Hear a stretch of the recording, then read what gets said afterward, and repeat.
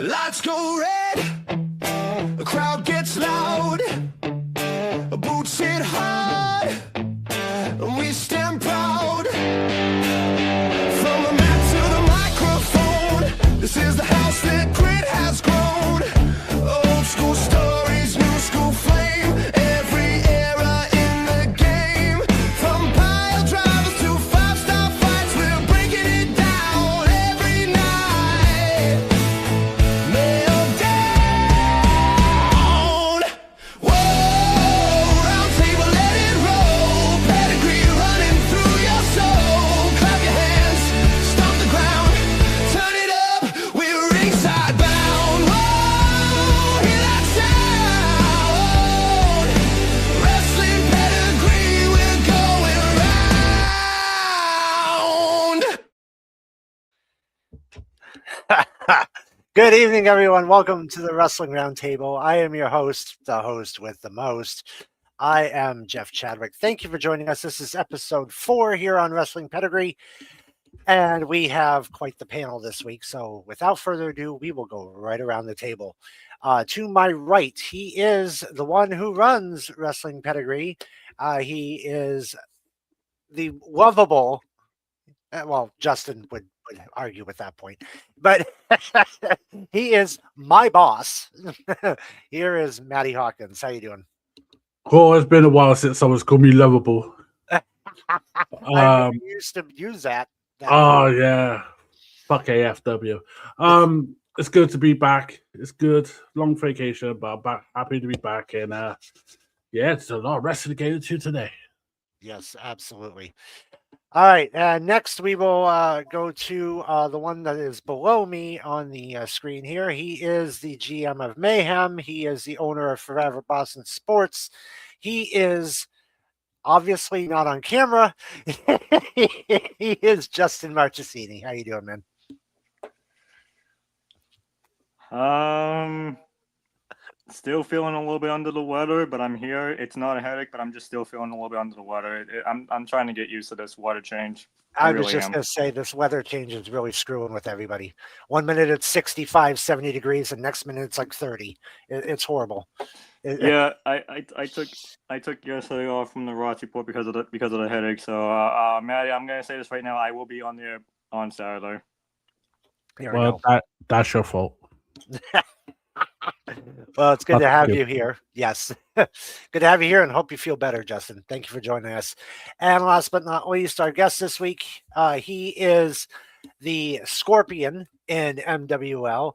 You can also see him over on Forever Boston Sports with the NFL shows that they do over there.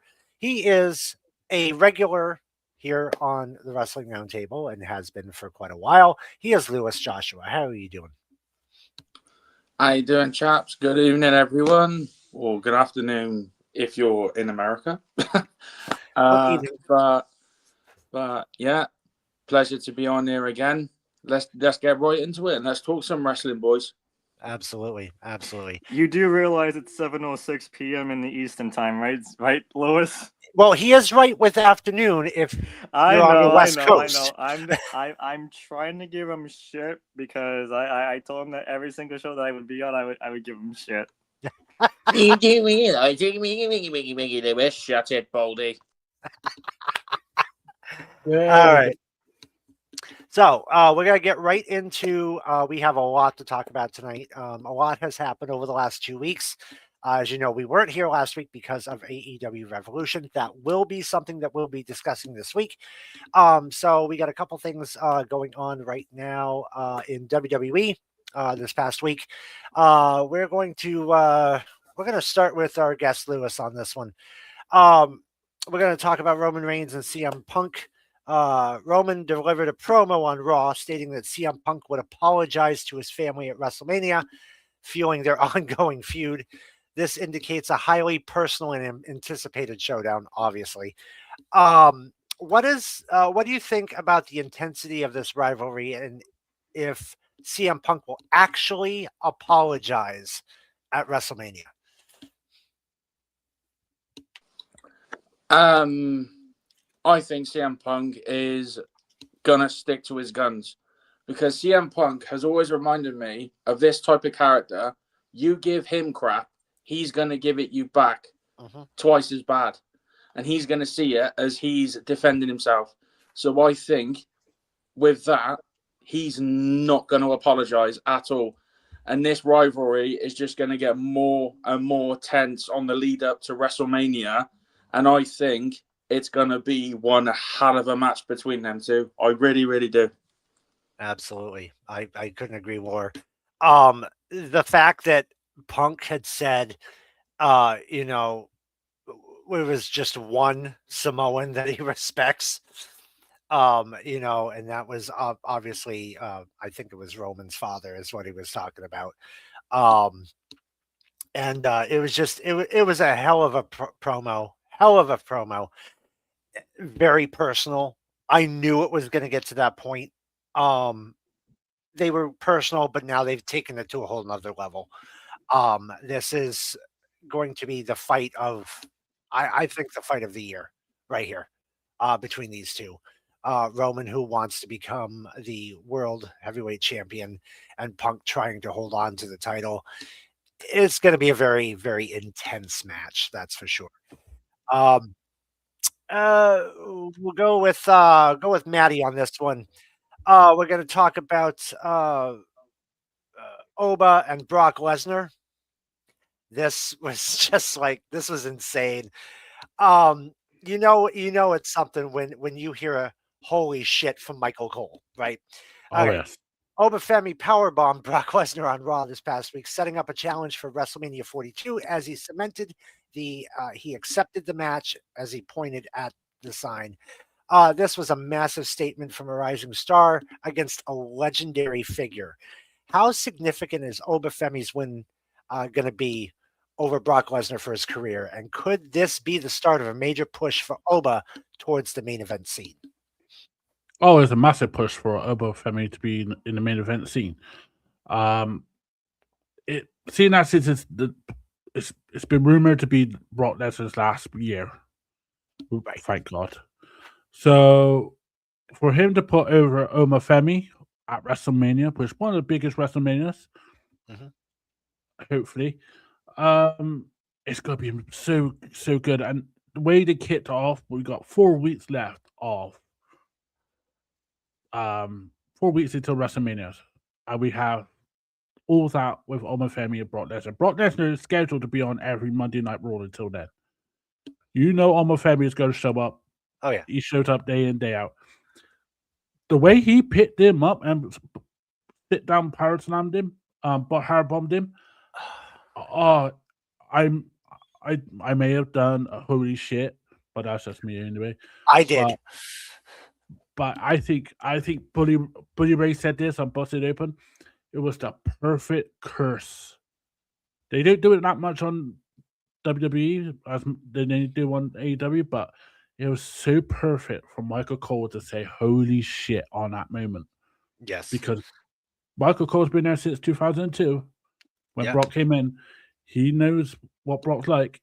It was such a perfect segment, even with the Seth situation, where they're all flying about.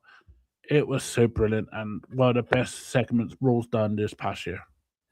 Oh, absolutely. I did find it kind of ironic that Seth is just in the corner watching this. You know, he starts going towards Brock. Brock, of course, getting distracted, and then Brock turns around, and that the power bomb heard around the world, and then he just put one foot on him and pointed at that sign. Probably one of the best I accepts for WrestleMania that I have seen in a very long time. I was stoked. The whole place went nuts. Like the roof went off the building. That's how loud it got.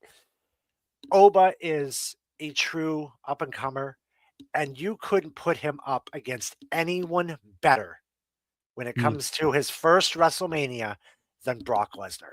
Brock will put this match over. Oba is and Brock is going to be intense. It's going to be probably the match of WrestleMania that's not a title match of any sort. Any of the normal matches, not title wise, this is going to be the match that's going to put WrestleMania, I think, over the edge. He was already helping him when you put him down, and Brock's laying on the floor. He's telling Obafemi, "Put your foot on my chest." Yeah, he's people give him shit, which rightfully so, but he does help out the young ones sometimes. Oh, absolutely, absolutely. All right, this one goes to Justin. We're gonna, Mr. Happy. We're gonna talk about the tag team championships changed hands on Friday Night SmackDown. Damian Priest and R-Truth defeated the MFTs to become the new tag team champions. This is a big title change for the tag team division. What is your thoughts on Damian Priest and R-Truth as the new tag team champions, and how might this impact the whole dynamic of the tag team division leading into WrestleMania? Okay. First of all, I'm so very happy for Judgment Day 2.0. Yep. Rhea, Damian, and R-Truth. There we go. Second off, I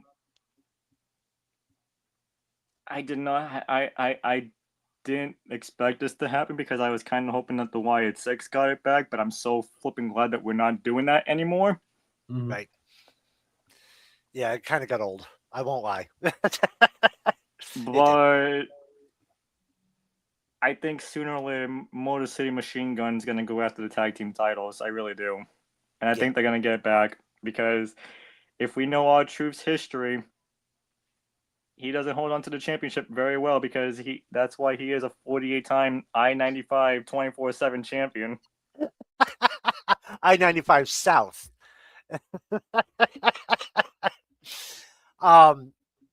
This is the perfect pair. I mean, this goes back to Judgment Day, obviously, with R-Truth being the honorary member. The connection was there with Truth and Priest. I mean, it was there back then. And to have Nick Aldis, pair R-Truth up again with Priest just brought back great memories of Judgment Day and all the shenanigans that happened during that time. Oh, great team. This is a great. This could be honestly R-Truth's final run with the title, because he's getting up there. So I see him retiring. If not this year, next year. He's had one hell of a career, but with Damian Priest, this just seemed right. Absolutely, and kudos to Nick Aldis for teaming these two up. Because when Damian didn't think it was going to be a good idea, you saw the look on his face. And they won that gauntlet.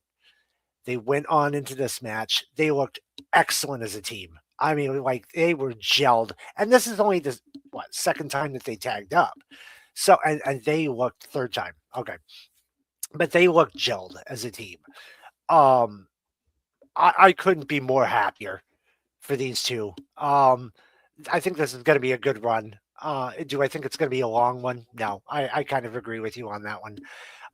But we did see Wyatt Six get involved, which I had a gut feeling it was going to happen. I won't lie. I had a feeling that was going to happen, that they would get involved. They attacked the people on the outside for MFTs, which of course distracted.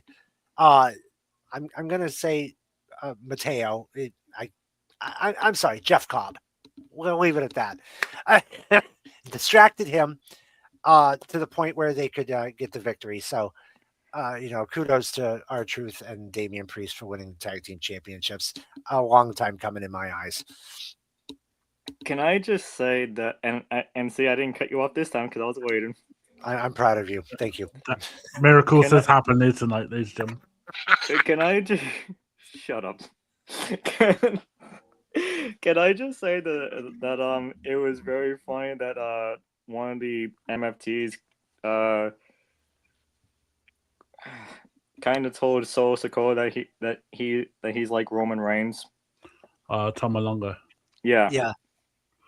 You sound just like Roman Reigns. Yeah. He literally said, "Give back the Wyatt lantern. You're not yourself. you're acting a lot like Roman. Yeah. Then Solo goes, you want to repeat that again? And then all of a sudden we saw what happened with Drew and Jacob. Exactly. It's crazy. So, yeah, it was crazy. I had a feeling at that point that titles weren't gonna change. It was just a matter of how it was gonna be done. And as I said, I had that gut feeling Wyatt Six would be involved some way, somehow. And they were. They got all the outside distractions gone from that match, with the exception of Solo, who was obviously laying on the ground holding the lantern. But yeah, it was a great moment on SmackDown. So kudos to them. All right, we're going to be talking a little NXT. This one we're going to start off with. We'll start off with Lewis on this one. Actually, no, we'll start off with Maddie.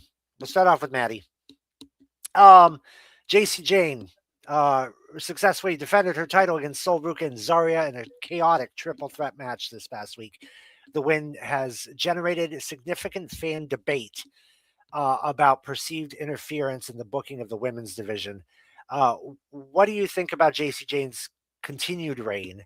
And are fans justified in their frustration over the match's controversial ending?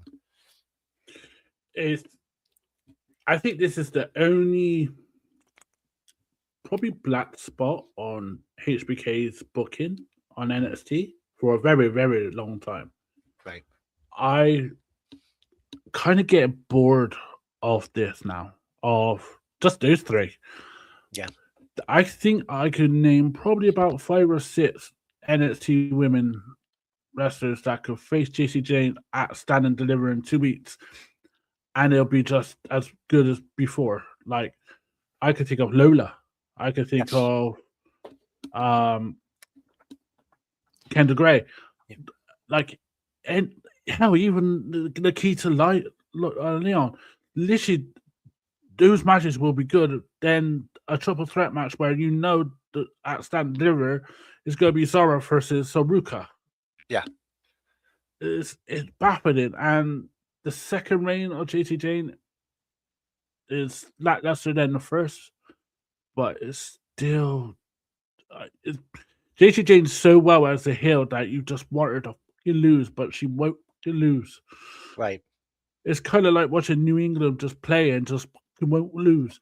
It's literally like that. Yeah, for me, they got 2 weeks now to change the storyline, and they need to push JC Jane, even if it's like a Scrabble match, but not have Saruka and Zarya in it. But apart from that, it's the whole women's division is just on fire. Apart from this black spot, yeah, I'd see Sol going up to the main roster. You know, after Stand and Deliver. Yeah, after Stand and Deliver. Zarya, maybe. I mean, I would honestly love to see Sol on SmackDown, Zarya on Raw. Have Zarya versus Stephanie Vaquer. That'll be good. I can see Zara dominating NXT when Saruka goes to the main roster. Right. I think her going up main roster will probably be the SmackDown or Raw after Mania. Can see why I get something in. Right. But Zara will dominate NXT when Saruka goes up, and I'll give her a feel like she'll be the massive heel. Like, oh, you could do it without Sol. So yeah. Right. Yeah. I mean, we know what Sol can do. Look at what she did in the Rumble. I mean, she was one of the final 3, and she came in 10th. Yes. Or something like that. So 10th. So the longevity. I mean, she can go. So obviously. So I mean, it's like we've seen it time and time again. And honestly, the main roster needs the Sol stature. I'm sorry, but that is like the best move out there right now. I also hate Tyler Bate. Oh, so do I. We want Tyler back. That's what I want. I want Tyler back. He's like Billy Kidman, gets all the luck and fucking bastard. All right. We'll go to Lewis on this next one. Tatum Paxley retained her NXT Women's North American title against Izzy Dame in a brutal steel cage match this past week, even using a chair to secure the victory. What impact does a dominant and creative defense like this have on Tatum Paxley's standing in NXT, and how might it set up future challengers? Now, we already know she's gone psycho. What do you see in the future for Tatum Paxley when it comes to that North American Championship? I got to be honest, I have to catch up with NXT and AEW because I've only watched SmackDown and Raw. I'm so sorry. Yeah, Jesus, you're horrible. You're leaving us. You're leaving. Okay. Justin, did you see NXT at all? You know I didn't, but I can answer this. Okay, go ahead. She's a crazy bitch. 4 words sums it all up. She's a crazy Forward, bitch. crazy bitch. But Yeet. knowing Tatum Paxley's title history, I'm sorry to say this, but I think Blake Monroe is gonna kick her ass. Probably, but I mean, I think this, and I said this before, that they did it all wrong. They did it backwards. They had Tatum win the NXT Women's Championship when they should have had her win this one first, because this is your mid-card title. This is the title, like the Intercontinental title, leads you to the higher level titles. They did it backwards with her. Now, I don't know if that will hurt her standings or whatnot in the women's division here in NXT, but I will say that she looked damn impressive against Izzy Dame in that cage. That was absolutely crazy what went on, and it just the false finishes, the freaking when you thought Izzy was out, she wasn't. When you thought Tatum was out, she wasn't. It was just absolute bedlam. And I think, honestly, to this point, this was Tatum Paxley's best match in NXT up to this point. Your thoughts, Maddie, on that one? I think Tatum might come up. I think SmackDown needs a Tatum Paxley. So I could see where Justice taking Blake Monroe will get the title. I think Blake will be on NXT for next year or so, and then come up after next year's WrestleMania. Yeah. I love the character. I know it's a bit like weird, like she wins the world title and then she gets the mid card title, but it's Tatum. Yeah. So she does things fucking odd anyway. But I think Tatum winning that title was because they wanted a shock value at that time. But she's so freaking over and so awesome to watch. I really just want her to be on SmackDown and herself versus Alexa Bliss, herself versus Charlotte, and her team up against Nikki Cross. Because by God, Nikki Cross needs somewhat to do on SmackDown apart from the Wyatts. Put them as a tag team and let them go on because they will be creepy and fun to watch. Yes, I agree. Absolutely. All right, we're going to go to our last subject here. Obviously, Lewis, you haven't caught up with this yet. Justin, you may know a little bit about this just from hearing about it, so feel free to chime in. Maddie, we'll let you take this one. In her home state of Texas, Ren Sinclair defeated Fallon Henley to become the new NXT Women's Speed Champion. This marks her first championship win in WWE, achieved with her signature final wrench maneuver after winning the tournament to earn this title shot. The victory has generated a lot of buzz, with some fans praising her long-awaited win and others debating the significance of the Speed title. Considering Ren Sinclair's journey and her previous attempts at championship gold, how does this first championship victory, especially with a newly introduced title like the Women's Speed Championship, set the tone for her character moving forward? And does it elevate her status enough to be seen as a legitimate contender for the main NXT Women's Championship in the near future? I think Ren has that thing where she will start from the bottom. I think she's like Roxanne Perez. So she'll start from the bottom and she'll build herself up, and she'll be in the next couple of years be the top name in NXT. Yeah, I can see Stand and Deliver. It'll be her first. I think Kendall Gray will go up straight away because she's unbelievable, and they need someone like her. right. But I can see Ren Sinclair versus Blake Monroe, Stand and Deliver next year. I think the build up they've done with Ren, and I highly recommend if you're on social media, please watch the Ren's Wednesdays. They are hilarious. They are pretty hilarious on her social media account. But she's over like hell. I look at that. You see, He agreed. he agrees. With her getting the speed title, I mean, anyone is it. What he's starting now is this, if you get the speed title, that's okay. You got European title, then you go for the Intercontinental title, which is the North American title. That's okay, and then you get the big one. They are starting them now, so they get that little taste, see how they are as a champion. If they feel they're confident for it, they'll go to the North American one. Right. That's what I think Shawn Michaels and others are doing, where they're testing out.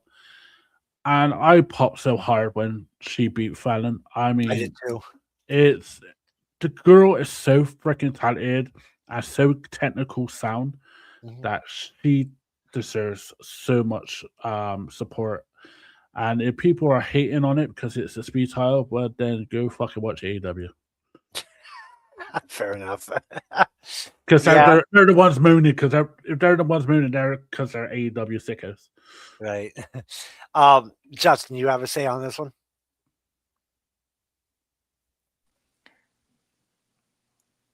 I agree with everything that Mary said. I don't have anything else to add on, except that I do love her show. Like, hey guys, happy Friends Day. That's okay. That's the only thing I'm okay. I'm slurring words here. Yes, he's in love. He's in love. Fuck it. Yeah. You know we're so good. You know we're so good. If I add on the booking of all the promotions, I'll put Ren Sinclair versus Monet. Oh, there we go. The fight over and Justin on a pole match. And runs no, fuck off. No.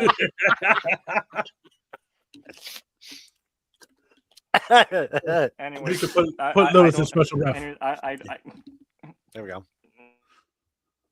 That shut him up.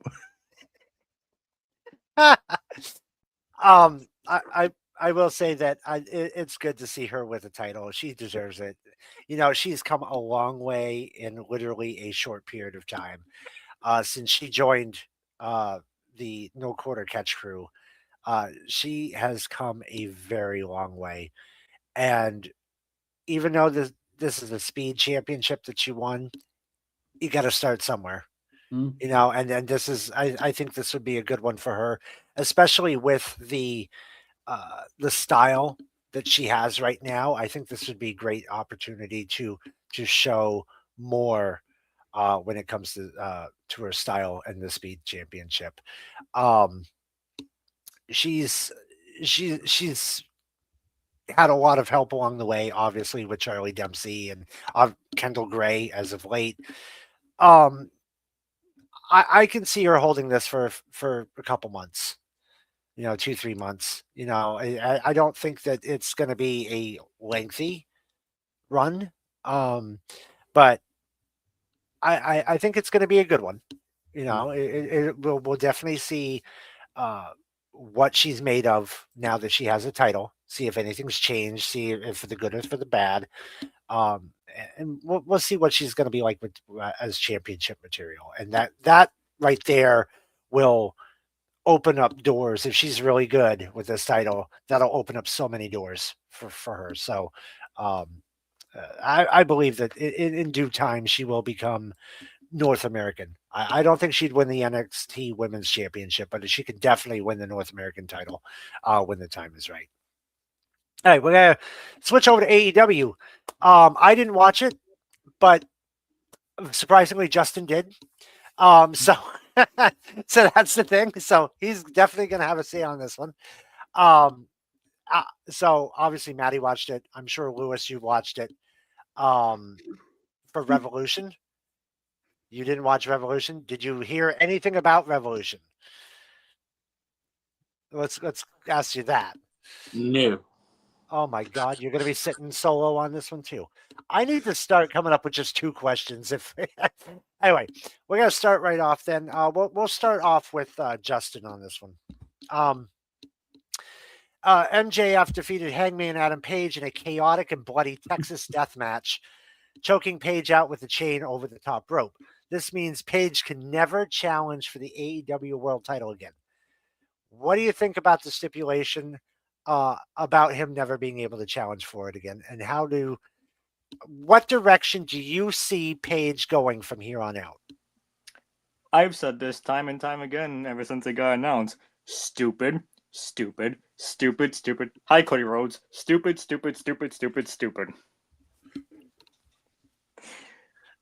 It's not wrong. Therefore, with that being said, hey man, Adam Page, you fucked yourself.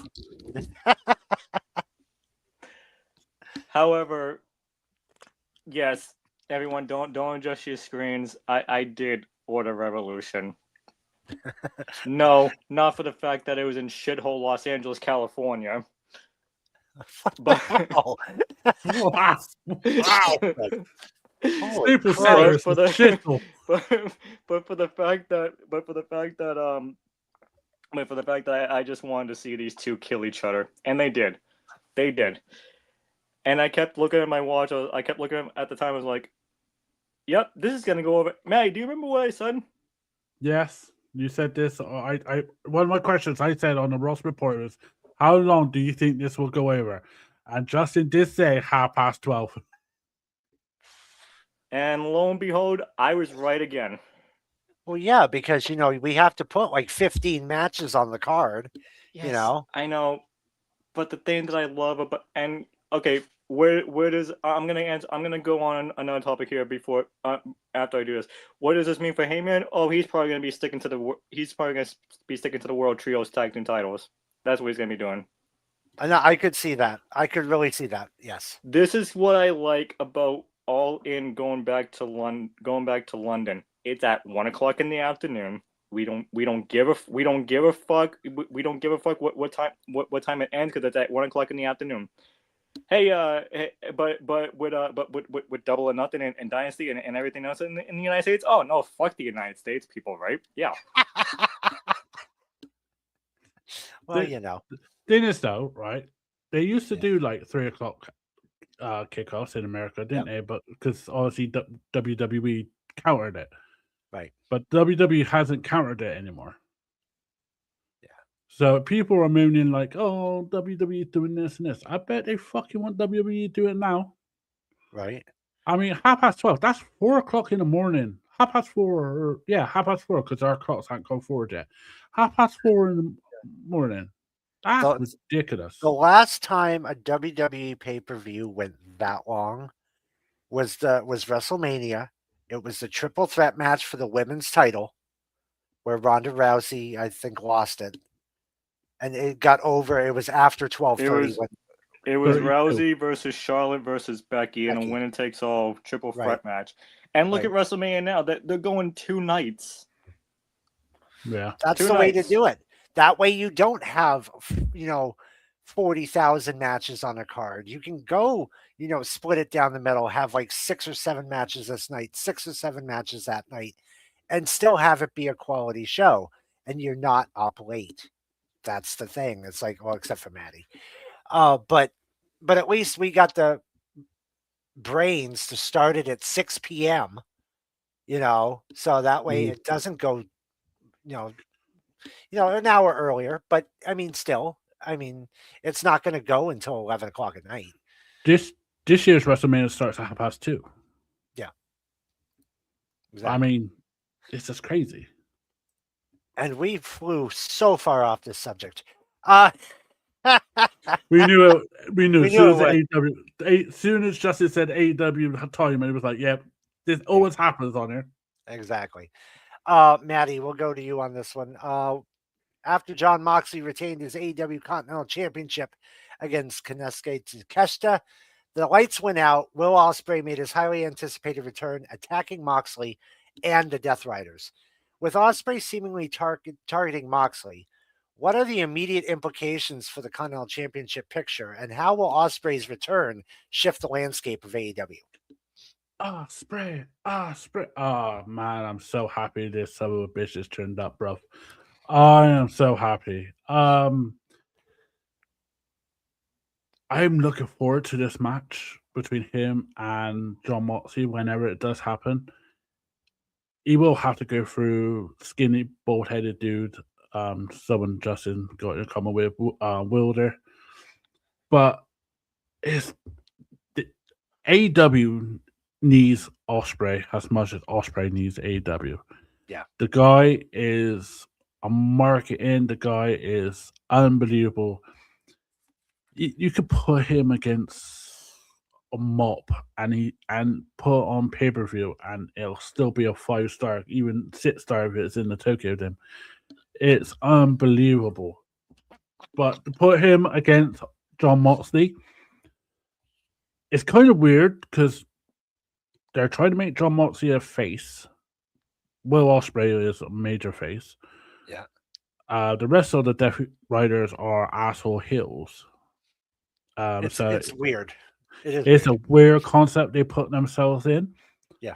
But it's very unique, and I really look forward to that match. Hopefully it's at Dynasty. If not, it'll probably be Double or Nothing. But I want this build-up to happen so we get Ospreay versus MJF at All In. Yeah. Don't rush it. And they're making MJF be a proper prick more than a prick than he is. Right. So he fucked over Hammond. He's gonna probably fuck over Darby Allin if he's not in a car crash again. Then he's gonna probably face Swerve or Kenny Omega at Double or Nothing. And then you have Owen. It is perfect. They're doing with MJF. All they gotta do now is focus on Ospreay and build him up as a massive babyface. And then if they do that, and it's at Owen, my God, they could outdo WrestleMania this year. Absolutely. But they need to keep Ospreay healthy, though. Yes, absolutely. I'm going to talk one other thing for AEW. Feel free to chime in on this one too, Justin. Jungle Jack Perry won the 21-man Blackjack Battle Royal at the 0-hour pre-show, capturing the AEW National Championship from Ricochet. This is Perry's first reign with the title. What are your thoughts on Jack Perry winning this title, and does it elevate the significance of this title? The former, what is it, NWA title? It's the same design. Don't get me wrong. Do not get me wrong. I'm very happy for Jack Perry. I'm very happy because it's his first singles title win since the TNT title. Since the TNT. Yep. That's like 2 years ago. Yeah. Okay. That is all good and dandy. Here's what I need to say, however. Ricochet needs to learn to shut his mouth. I knew he was going to mention Ricochet. I knew he was going to mention Ricochet. By the way, you got to admit, though, Justin, that this is punishment to Ricochet losing that title. Oh, absolutely. Stupid fucking tweet. Oh, absolutely, yes. But he needs to shut his mouth. And the fact that people came after Ricochet's wife, she's not a part of this, people. No. She's not. Leave her alone. I mean, thank God for Chris Hero to help him out. Yeah, but seriously, congratulations, Jack Perry. Ricochet, shut up. Maddie, go ahead. For Jungle Boy to win this, I think it's a good turn for him. There's so many that he could face now. I mean, he will probably have a rematch with Ricochet if Ricochet still has a job. Right. But what I want to see is Jungle Boy versus Pac. Oh, that would be good. That'll be a banger of a match. But I could see a Stadium Stampede match coming very, very soon. Yeah. And it'll involve Jungle Boy, it'll involve Luchasaurus, it'll involve the Young Bucks, and probably Kenny Omega, and it'll be probably the Don Callis family. Yeah. But it's Jungle Boy at the moment. It's mid card, but I could see him in the next couple of years just coming up, and he could be that main title. He's going to go for it again. He did it before with the Pillars. I could see Jungle Boy going up. It just a little stay, but they got like 8,000 titles in AEW, so let's see what he does with this one. Right. I think the national championship is I said, it's old. Yeah. I mean, we're talking NWA, and it's like the same design, the same colors scheme, the same everything. They just obviously changed the logo on it. And they tried to take Shockwave away from me. Terrible. I know, right? Bastard. Fucking. I'm excited actually to see where Jack Perry goes with this title. As you stated, at first title, he's a singles title in 2 years. He had a decent run with the TNT championship.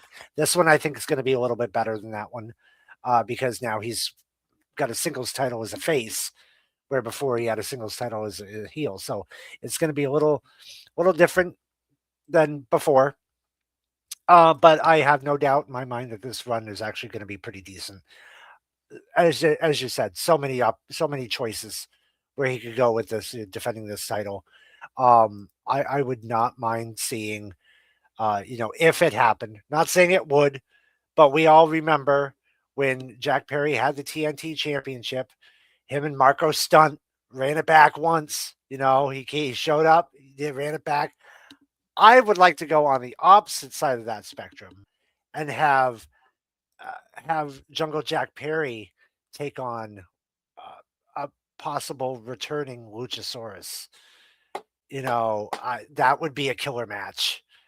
Put that title on the line. Yeah, it might be face versus face, but some of the best matches out there have been face versus face.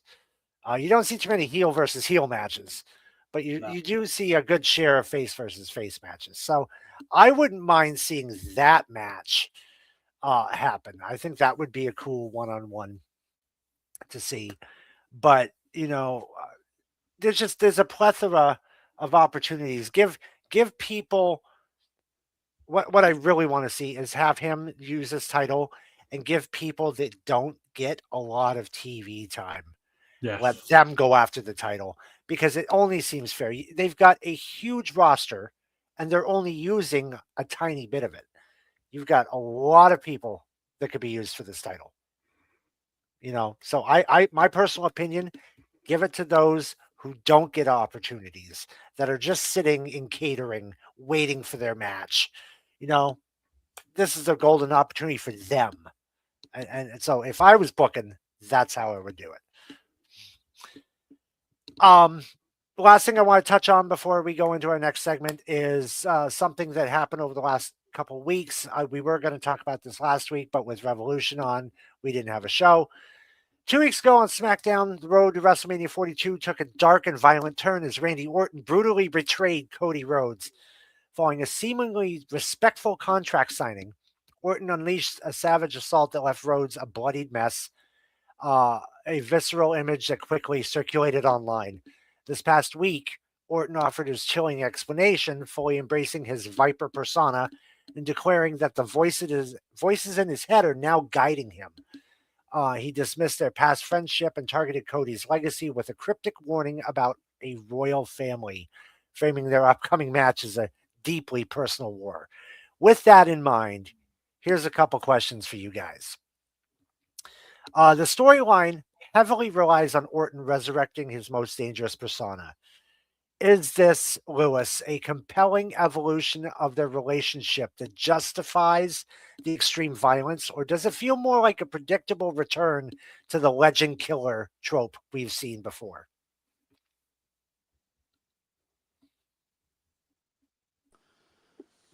I don't really know in all fairness, but all I can say is the Viper is back.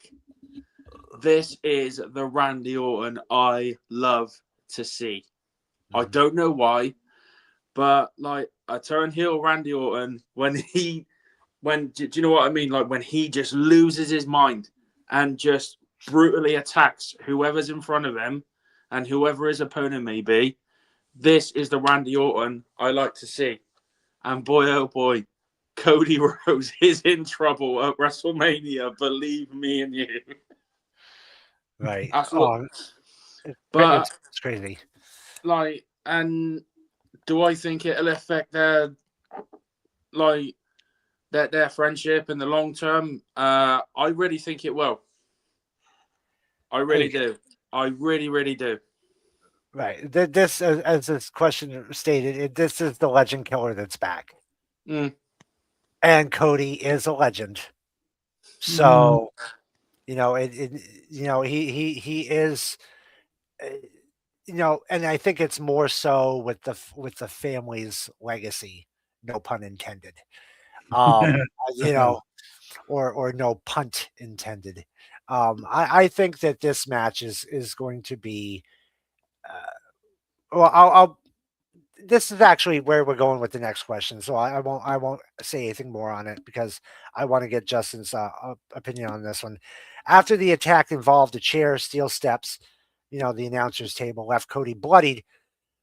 What kind of match do you think now would be expected at WrestleMania between Cody Rhodes and Orton? Can a standard one-on-one match possibly pay off this level of brutality, or is possibly a no holds barred or other hardcore stipulation now inevitable? First of all, before I answer that question, I do want to go over what Randy Orton said before he did all this. This wasn't supposed to be easy. I was supposed to be beating Drew at WrestleMania. Right.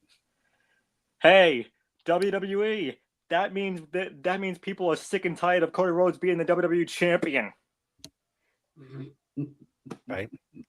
And the fact that when Randy Orton did this, Jeff, I'm not sure if you heard, but they didn't boo Randy Orton at all. No, they didn't. They didn't boo Randy Orton at all during this. They were like, one more time. Yep. And especially when he broke Matt Cardona's arm, they were like, one more time. Right. I feel bad for Jelly Roll though. He got caught in the fire. Yeah, he got pushed down. Yeah. Now to answer the question, this is not going to be a standard match. I can tell you right now. This is not going to be a no holds barred match. I can tell you that right now as well. I do believe we are probably heading towards I've got one in mind. A Texas bull rope match. Ooh, that's unique. That's unique. Where because the last time we had this was CM Punk and Drew McIntyre. Yep. Yeah. So I think that's gonna happen. Yeah, we want to talk about the legacy, the Texas Bull Rope match made famous by Dusty Rhodes. I mean, it kind of makes sense. And that's actually what I was thinking, is something along the lines of that. I could definitely see it. Absolutely. I think that would be a perfect stipulation to this match. I couldn't have said it any better. Now, to Maddie, considering their long history, okay, dating back to their time in Legacy, how does this current rivalry compare to their past interactions? Does that shared history make this feud even more meaningful for you as a fan? Oh, absolutely. I mean, we were there when it was 2007. Cody Rhodes' first match in WWE is against Randy Orton. And then, was it almost 19 years later, we're here. And they're headlining WrestleMania. It's so much history. And as a fan that is a smart fan who's obsessed with wrestling, it's so good to see this kind of like rivalry. It's so good because we got a different version of Randy Orton. We have definitely have a different version of Cody Rhodes that we saw like 19 years ago. Yeah. Um, they both have evolved so much. Oh yeah. This match will probably be different than the King of the Ring match. Mhm. To answer the rest of the questions, where I could see this being a no holds barred kind of unsanctioned kind of thing match, where whoever is on that phone to Orton is going to show up. Yeah. Who do you think it is? Just if you were to guess, who do you think it was? Justin A is not going to like this, but I think it's the final boss. I think it's Kevin Owens.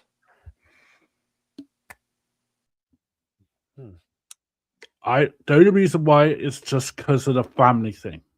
Right. He's asking about. He says that the wrestling has more than one royal family. You can't get much royal than freaking the Samoans. This is true. Yeah. So also, can we mention the fact that this is the third year in a row that Cody Rhodes got betrayed? I'm blooded. I was just going to say, and bloodied before WrestleMania. I'm kicking the balls. The Rock, John Cena, now Randy Orton. Orton. Yep. And I'm telling you right now, this is just a yearly prediction. Cody Rhodes is going to be WWE champion before WrestleMania 43. Again. He'll get bloodied. Again. He'll get bloodied. Again. This time, it's going to be Jacob Fatu.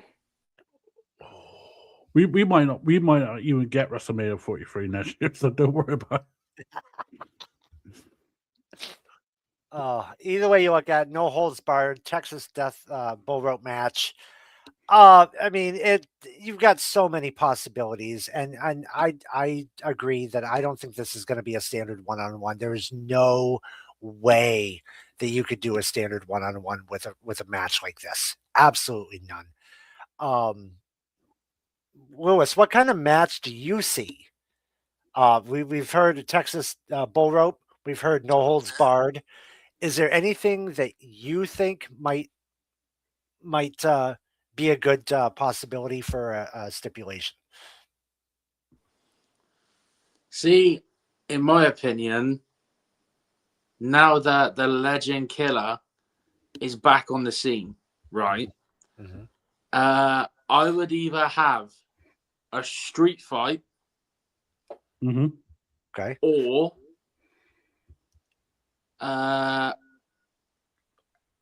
yeah, I'm just gonna come out of it and say it. Either a street fight or Randy Orton and Cody Rhodes for the title, locked inside Hell in a Cell. That's been rumored. That has been rumored. I mean, it makes sense. Absolutely. I think that if they did that, there would be things from the past, things from like Dusty Rhodes, like maybe the Bull Rope, things from like Cowboy Bob Orton, that could be one. Because I mean, we're talking about the legacy thing here, so you're gonna have a little bit of Dusty in there. You're gonna have a little bit of Cowboy Bob Orton in there. It would not shock me if, for some ungodly reason, freaking Orton came out and freaking underneath the ring and brought out a cast. I mean, it really would not shock me. You say that if we're going to get like a kind of like a bloodline rules kind of thing going on, yeah, I'm going to call this out now. I could see Ted DiBiase Jr. showing up. I couldn't. He's acquitted. If it don't fit, you must acquit, right? Exactly. If he's acquitted, he's going to show up, and then legacy. There you go. That would be interesting. That would be very. But I don't think that would happen. But that would be very interesting. It probably won't. But imagine a pop Ted DiBiase Jr. would get. Oh, you ain't kidding. All right. We're gonna move on to our next segment here, real quick. We're gonna do a little bit of MWL now.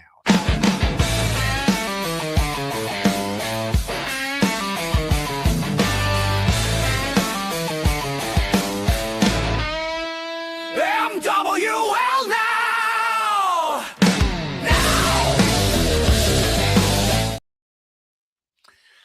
All right. Everybody's jamming over there. We are approaching the end of season 7. We only got this week and 2 more to go. I will want to remind everybody, though, that the week prior to WrestleMania weekend is off. We won't have any forums that week, as I'm giving everybody mental preparation for Final Stand, which will be WrestleMania weekend. So, this has been one hell of a season. So many things have happened for this season. So I want to thank all the participants, all the GMs, former GMs, for participating this year. We've had so many interesting storylines, places that we've visited. Thanks to Steve. We've had a lot of fun this season. There is a questionnaire about season 7 out right now. There will be a season 8 sign up form coming out probably the week prior to WrestleMania.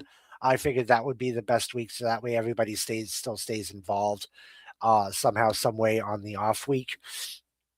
So look out for that. Bracketology will be coming up after Final Stand, so that way we can continue keeping everyone active in the off season, as well as Battle Bowl will happen as well. So that will come up. We will have our end of the year awards. That will probably be out once again during the off week. So there'll be a couple forms to fill out during that off week, which we will have male superstar of the year, female superstar of the year, tag team of the year, what the fuck moment of the year. We will have our inductions to the Hall of Fame for this year as well. So that will be on that particular form. So a lot going on in the last 3 or 4 weeks of the season. Just remember, you cannot vote for yourself. No, you cannot vote for yourself. If you vote for yourself, the vote will not count. So do not vote for yourself. You have to be fair. There are 75 people in this league, 70 to 75 people in the league. So something obviously stands out with everybody else. Vote for somebody who's been nominated that deserves the award. Other than yourself, if you're nominated, it's not fair to do that. So we want to keep this as fair as possible, and we are watching you. So make sure you vote for somebody other than yourself. One other news, it was just posted. Justin, you had just posted a update on your where you're headed next. You were headed somewhere, and now you're heading somewhere else. So if you want, go ahead and. I was headed to New York City from Madison Square Garden, but I looked at my schedule and I saw San Diego, Los Angeles. I was like, it makes sense to stay in the state of California instead of going East Coast back to the West Coast. So no, it's just because Justin is I won't say racist, but it's kind of like that. But he's an Eastist, which means he's an Eastist. He doesn't like East. He doesn't like the East. He doesn't East. He stays on the West Coast. He don't like the Northeast because he's a prick. No, that's not true. I just hate the Knicks. You could have had them in a different location. It didn't necessarily have to be Madison Square Garden. Oh, I hate every New York. I hate every New York team, so that wouldn't count. And the fact that I had to go to, and the fact that I had to book a show at City Field this year made me sick. So why don't you just fuck off? Wait, no, actually, no, I had to do it at City Field. Yeah. Just fucking stay in Jersey. Yeah. All the shit stays in Jersey, so why don't you just stay in Jersey? But no, we're going to San Jose. There we go. All right. I feel sorry for Mayhem. Well, hey, they don't have to go. I feel sorry for Sean because that's his neck of the woods. This is true. Very true. All right, so that's just a little update on what's going on. I know that Shockwave has their what does Sean call the tournament again? Path to Glory. Path to Glory. That's still continuing on. In fact, that's nearing the end. Got a couple more weeks of that. I do want to say one thing because I'm going to speak on Sean's behalf on this. Okay. He accidentally messed up on the schedule of this for the Path to Glory. He thought the April 4th was the bye week. Gotcha. Was the off week for MWL. So Okay. instead on April 4th, and Sean can confirm this because Jeff, he put this in the MWL admin chat. There's gonna be a huge multi-man match to end the Path to Glory on April 4th before the 2 weeks before Final Stand. Right. Yeah, because April 12th is going to be our off week, so he probably didn't realize that. That sounds very WCW. Well, you could always do that, or you could do the semifinals and finals at Final Stand. I mean there's that option too. But Sean has been doing really well as GM over there. I didn't say you didn't do a good job, but poor Steve because he's going to be the only one out of the 3 GMs competing next year. Yeah. So, but right? we've seen there was one person that is no longer in the Path to Glory, and he was replaced by the one Jaden Collins making a return to step in to make sure that all blocks are complete, all competitors are complete. So. How many times did that Collins literally come out of retirement? It's like every fucking season he says, I'm retired, and he comes out. He got the call. He's the Undertaker of the WWE. No, Undertaker don't come out of retirement that much. He's more like fucking Ric Flair. I know that son of a bitch. All right. Anyway, MWL, as I said, is approaching the final stand. No pun intended. So it's going to be a wild 3 weeks that's left of the season. So I can't wait to see what happens. We're going to go to our last segment here, and this is Last Minute Standing.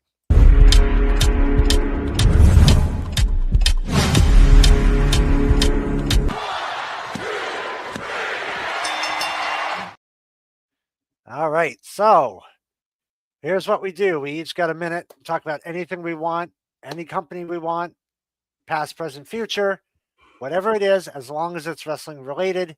That's what you talk about for that 1 minute. So we are going to start with our guest. We'll get him done and out of the way. We're going to save Maddie to last because Maddie always comes up with the best shit when he's saved for last. So we're definitely saving that one. But Lewis, we're going to start with you. I now have a clock.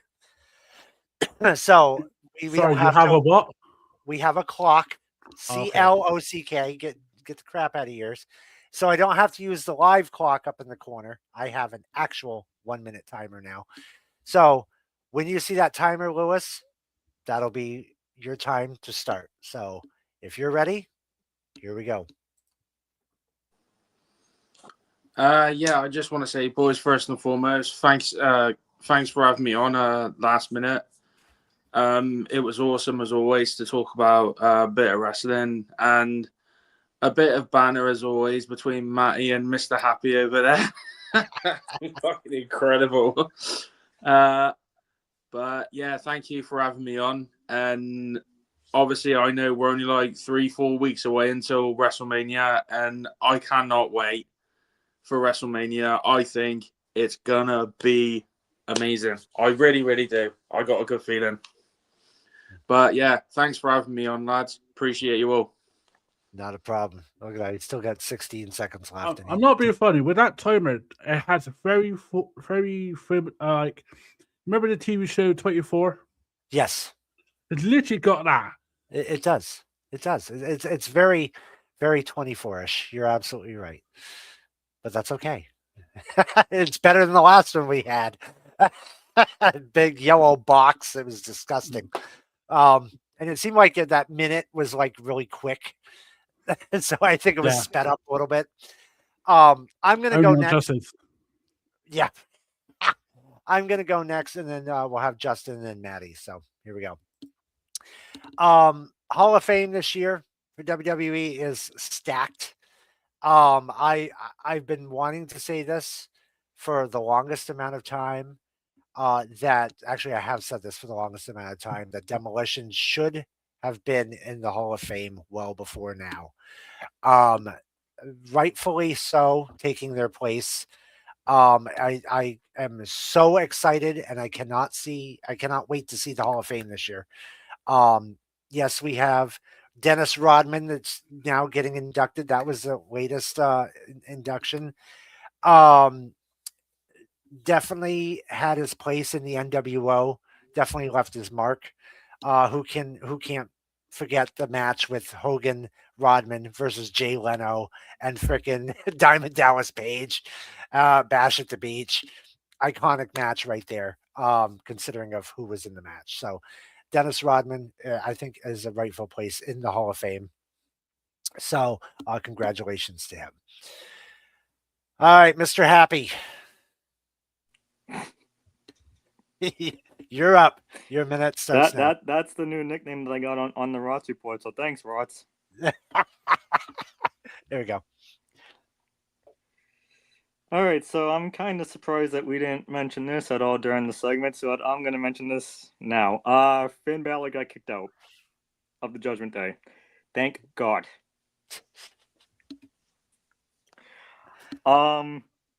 First of all, Finn Balor did not need the Judgment Day. Finn Balor was only there because Damian Priest and Rhea Ripley brought him in when Edge was there, and then they kicked Edge out. Right. I'm loving this. I'm going to love this rivalry between Dominic and Finn Balor, and I think this is going to kickstart tomorrow night when Monday Night Raw is in Boston at the TD Garden, because it was announced from Scrap Daddy Adam Pearce. Dirty Dominic Mysterio has a rematch for the Intercontinental Championship against Penta tomorrow night in the same building that Dirty Dominic Mysterio lost the Intercontinental Championship to John Cena. So, he's going to go over 2 because I see Finn Balor. I'm sorry. The Demon. The Demon is going to cost Dirty Dominic Mysterio setting up a WrestleMania match. I really hope so. I mean, even if Dominic won it back, seeing Finn with the Intercontinental title would be nice. You know, he's had it once, I think, if I'm not mistaken. I think seeing him again with it would be great. But honestly, I think Finn needs that big title push. He needs the main event title. Being screwed out of it because of the fact of an injury.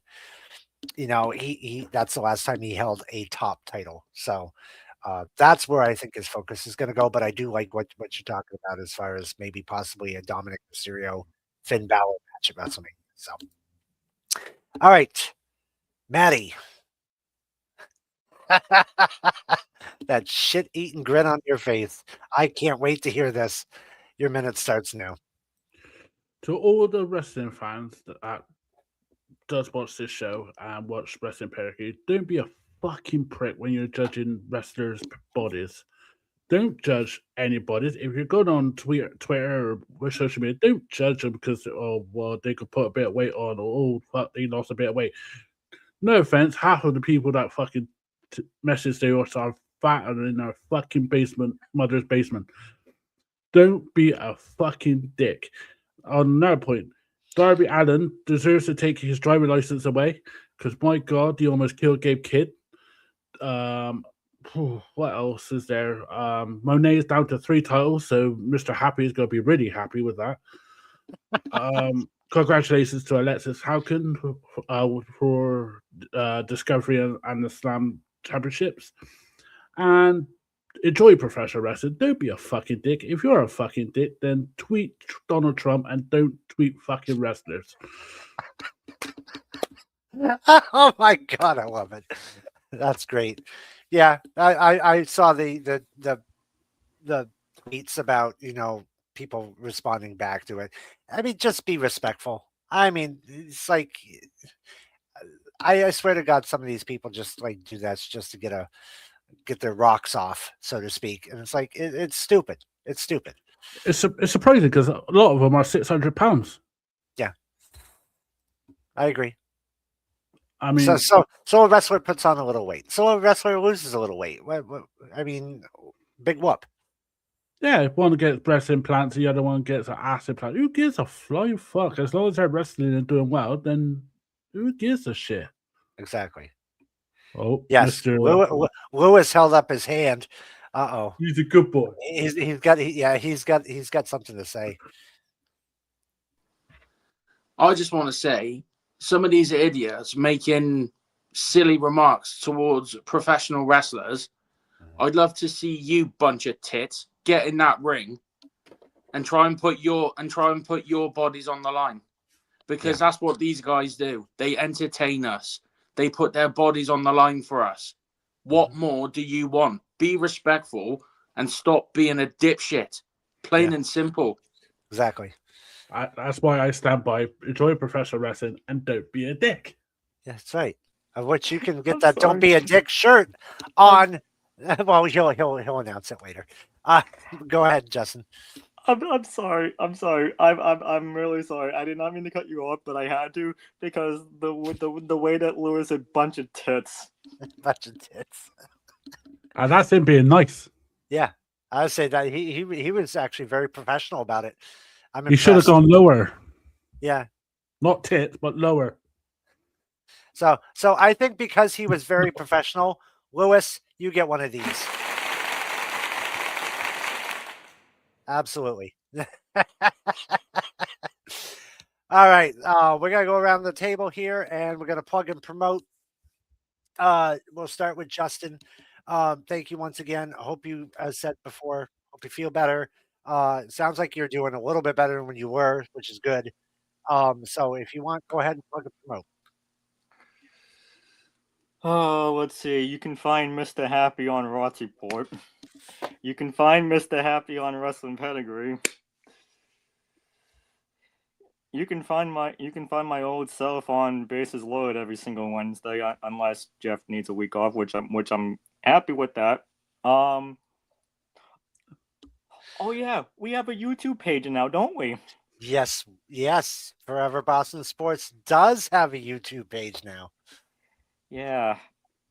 We need to figure out a way to we might need to start doing StreamYard for Lewis. We might need to start doing StreamYard for NFL and NBA and MLB shows because you can use the same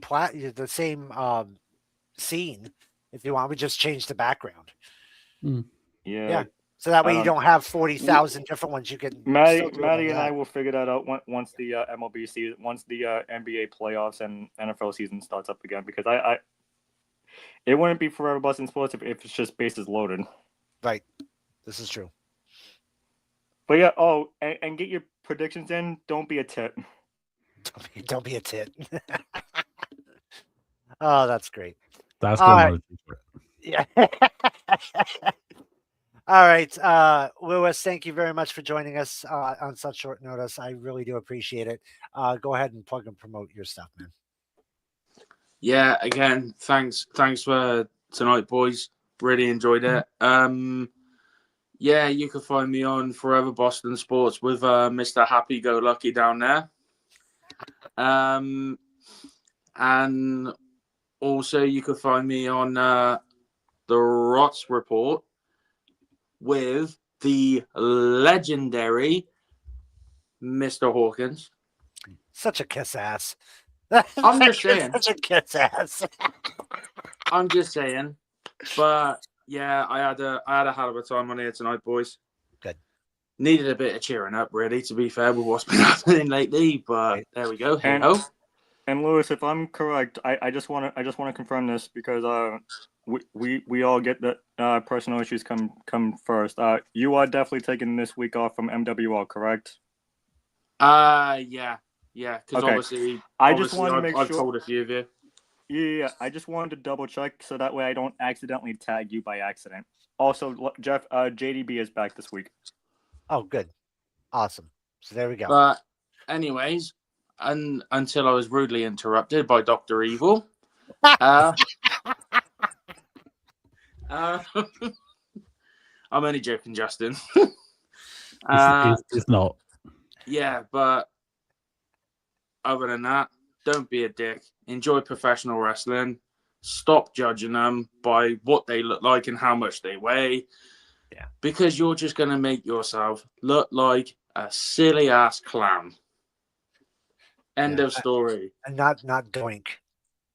And no, not Doink. Oh, Doinky was amazing. Yes, he was. But- the answer to everything is Doink the Clown. Everything. Yeah, but on that note, yeet. Thank you, boys. All right. Thank you very much, man. Maddie, always a pleasure to have you on here. Oh, of course. So if you want to go ahead and plug and promote, feel free. With the banner on below, please go to wrestling / well, whatever that is. Dash. Pedigree - wrestling wrestling pedigree.myshopify.com, where you can find Forever Boston Sports, Wrestling Pedigree merch, and MWL merch also. We have changed suppliers on there, so when you do order, you're going to get it much more faster and much more in better quality. So Justin has the only limited edition of the previous manufacturer. Nice. So hopefully it just burns in his ass. Yeah, but it's really good prices. I made the prices myself, so it's all affordable. US and UK. I got major stuff coming towards me, so I'll be sending it, and I'll be going to all wrestling indie shows promoting Wrestling Pedigree. You can find Wrestling Pedigree on Facebook, YouTube, TikTok. We have a WhatsApp channel. We are everywhere. And my God, we got Wrestling Roundtable, we got Ross Report, and we got original Wrestling Pedigree with myself and Steve. Ross Report Saturday, Wrestling Pedigree Saturday, Wrestling Roundtable next Sunday. Thank you for having me, and fuck Justin. Thank you for coming on, man. You can find me, Jeff Chadwick, on Facebook. You can find me over, find Meltdown on Facebook. You can find MWL. You can find it. You just can't join unless we accept it. But if you do want to come in as a competitor, feel free to hit me up, hit Justin up. You got Steve, you got Sean. Feel free to hit us up and we'll get you set up with a character. Although right now it's at the very end of the season, so you can always come in and just try it out and see if you want to do it. We will have Battle Bowl, as I said, after the bracketology, so that would be a golden opportunity to come in with your new character and just challenge the 70 plus people that are in the league. We will be having a draft around the time of Battle Bowl as well. So that will be probably sometime in June. So we will have the draft for season 8 of MWL at that point. I want to join that, by the way. Not just a draft. Anything that is literally being drawn, I want to join, so I could be that dude that goes like, "Look, this team." Like Scorpion joins Mayhem. Oh, you put on the ticker? Yeah, stuff like that. I could be a proper dick for the next draft. If you want to, you're more than welcome to, dude. I'm the only dude that got fired 4 times on the draft. Why not this? This is true. Oh my God, that's too funny. All right, so for Maddie, for Lewis, for Mr. Happy down there, I am Jeff. Thank you very much for joining us on the Wrestling Roundtable. We will be back here next Sunday, same bat time, same bat channel. Make sure to tune in because you never know what we're going to be talking about. If it happens in that week of wrestling, chances are it's going to be discussed here at the Wrestling Roundtable. Have a good night, everybody, and we will see you back here next week. I believe in Joanne. Choo, choo. first.